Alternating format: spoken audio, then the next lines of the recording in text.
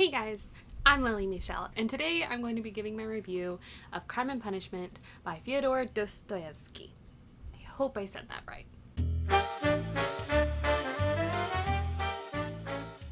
Just look at this beautiful, beautiful book for a minute. So I give this book a 5 out of 5 stars. Overall, I loved it. This book is about a man who, in the beginning, he seems really kind of bipolar or schizophrenic. He has something mentally going on. You can just tell by the way he responds to everybody. And he's contemplating doing something, and you're not sure what it is.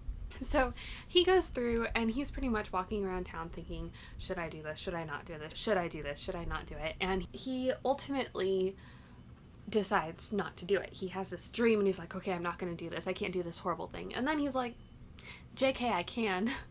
And he goes and he does the horrible thing. The back of the book says, it is a murder story told from the murderer's point of view. So that's what this book is about. The main character, Raskolnikov, he goes pretty much and murders somebody and he robs them. From there on out, he pretty much has to deal with the consequences of his actions. The consequences of the guilt and the shame. He gets into a fever. He's constantly worried about being found out. All of these things that come with committing a crime. You see him going through the motions. It's a bit like if a kid knocks over a lamp. They try to hide it when their parent's not home, so maybe their parent won't notice the lamp is broken, and then it is. You see him go through more extreme versions of that kid breaking the lamp emotions just because he killed somebody and he barely escaped. In it, you run into like various eclectic characters. In his madness, after he kills the old lady, he goes to a friend's house that he hasn't seen in months, and the friend's like, well, I think I have work for you. I haven't seen you in forever, and then Raskolnikov, our main character, just kind of walks out, and the friend is like, what the heck? And that friend, he later proves to be just like one of the best friends that I have ever seen in fiction. He doesn't know that his friend is a murderer, but he's still like, I don't know, like Raskolnikov is such a jerk to his friend Razumikin. Again, full disclaimer, the pronunciations of Russian names I'm not so good at. So Razumikin pretty much takes care of the main character during his fever, and he's like such a good friend. So we see all of these different characters. Now, one thing I will say is when reading a translation, you have to have the right translators. The story remains the same, but your understanding of the story does change depending on who translates the story.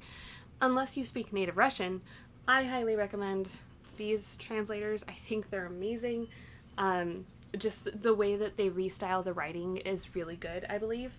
So, yeah.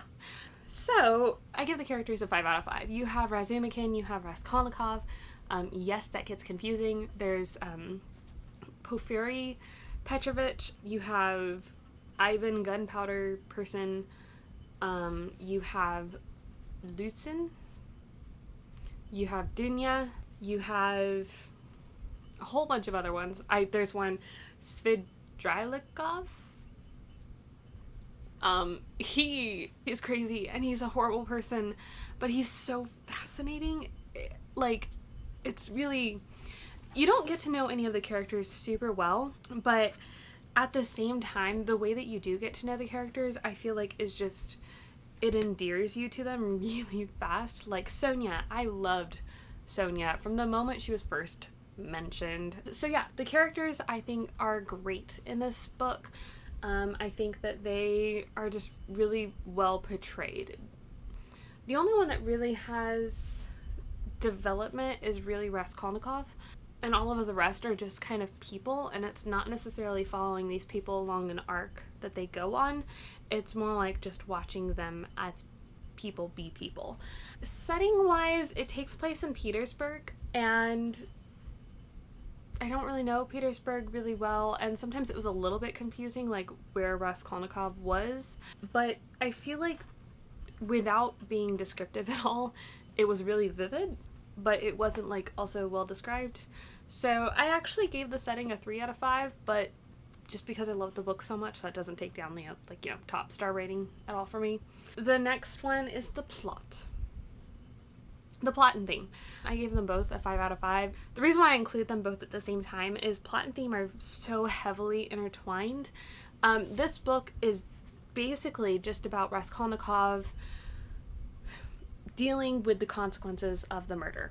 But the consequences and the way that he deals with them are the plot of the story, and they're also the theme. There's other characters who have other problems that come in.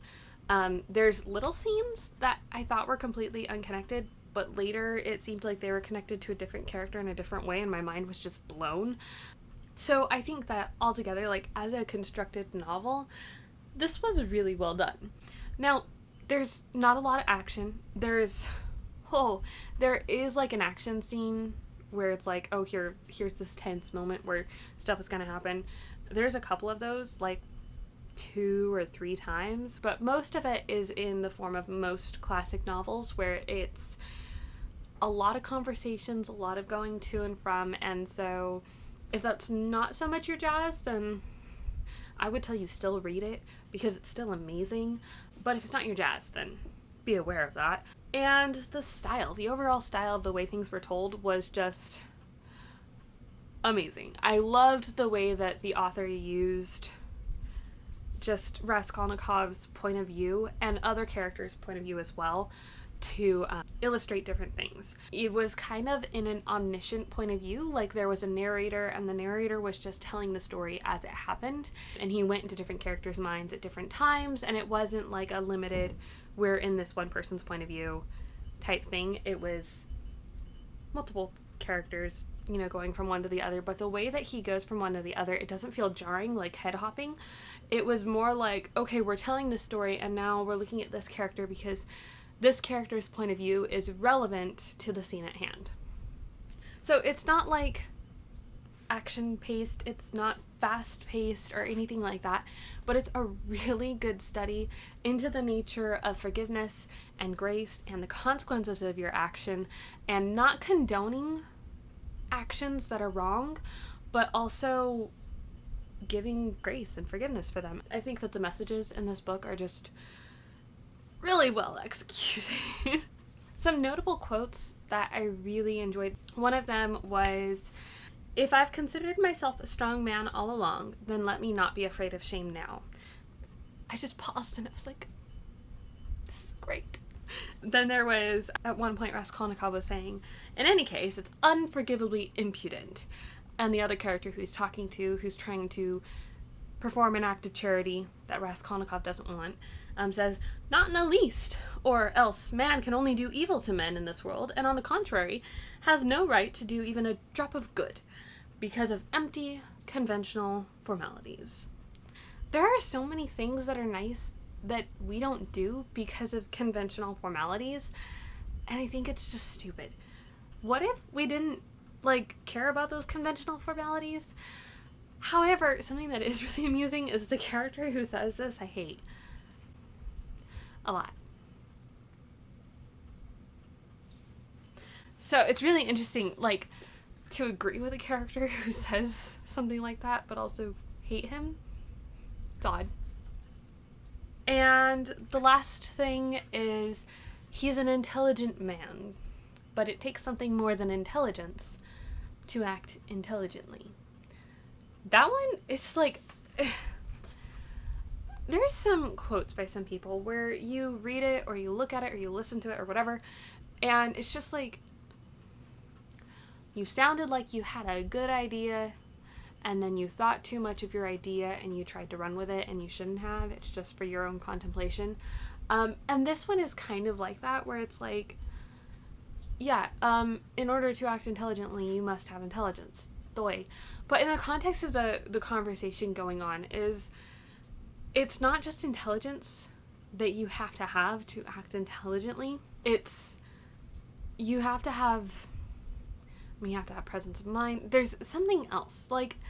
You have to understand people in order to act intelligently. And there are some people who are incredibly smart who don't act intelligently at all. And you're just like, dude, bro, what's up here? And a lot of times I actually find myself frustrated with people when they are an intelligent person not acting intelligently. So I really actually liked this quote because it was like, yeah, like you can be smart without acting smart. There's not just intelligence that has to play. There's something else. And I don't know what it is. Maybe that's food for thought for me, and that's exactly why I wrote the quote down. I have my journal of many thoughts. It's all out of order. This is my Crime and Punishment thoughts. Because I read so many books at once, I'm not organized with this. I'm working on it. So I do keep track of some quotes that I really, really like. So those are the 3 quotes that I've chosen for this book. Basically, do I recommend this book? Yes. Yes, so much yes.